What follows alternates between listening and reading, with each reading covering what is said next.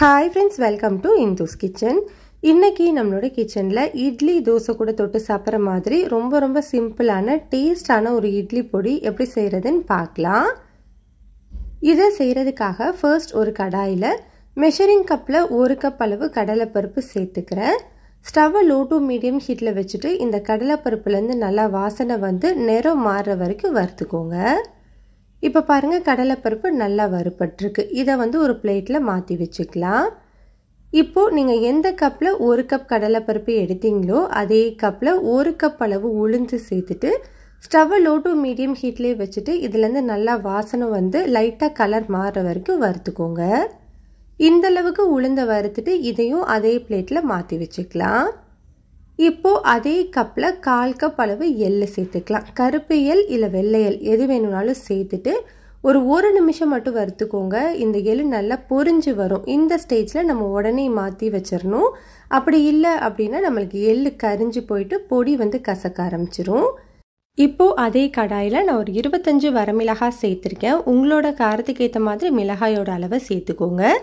இது கூடவே இந்த பொடிக்கு தேவையான அளவு உப்பு ஒரு 1 டேபிள் ஸ்பூன் கல்லுப்பு சேர்த்துட்டு இந்த மிளகாய் வந்து நல்லா சூடு ஏற வரைக்கும் வறுத்துக்கலாம்.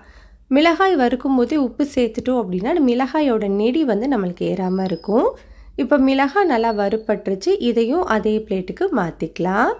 இப்போ அதே கடாயில 1 கப் அளவு கறிவேப்பிலை சேர்த்துக்கலாம். கறிவேப்பிலையை நல்லா கழுவி காய வச்சுட்டு அதுக்கப்புறமா சேர்த்துக்கோங்க. இப்போ இந்த கறிவேப்பிலை வந்து நல்லா மொறுன்னு வர வரைக்கும் நல்லா வறுத்துக்கணும். பாருங்க அந்த ஈரப்பதமே இல்லாம நல்லா மொறுன்னு இருக்கு. இந்த ஸ்டேஜ்ல நம்ம வேற ஒரு பிளேட்டுக்கு மாத்தி வச்சுக்கலாம்.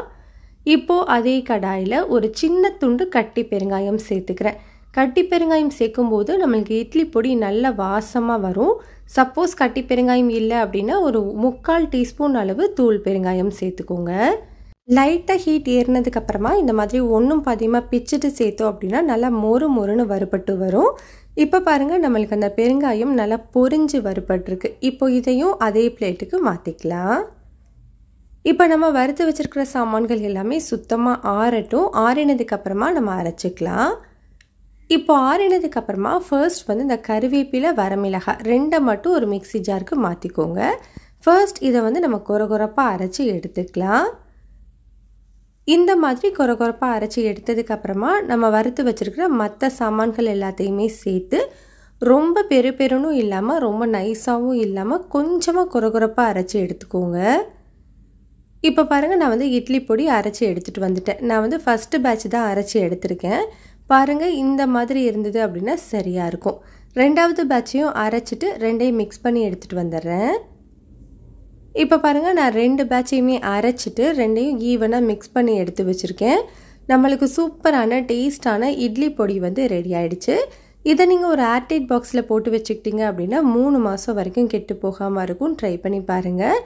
இந்த ரெசிபி உங்களுக்கு பிடிச்சிருந்ததுன்னா லைக் பண்ணுங்கள், ஷேர் பண்ணுங்கள், கமெண்ட் பண்ணுங்கள். இந்துஸ் கிச்சனை சப்ஸ்கிரைப் பண்ணிவிட்டு பெல் பட்டனையும் கிளிக் பண்ணி ஆளுங்கிற பட்டனையும் கிளிக் பண்ணிக்கோங்க.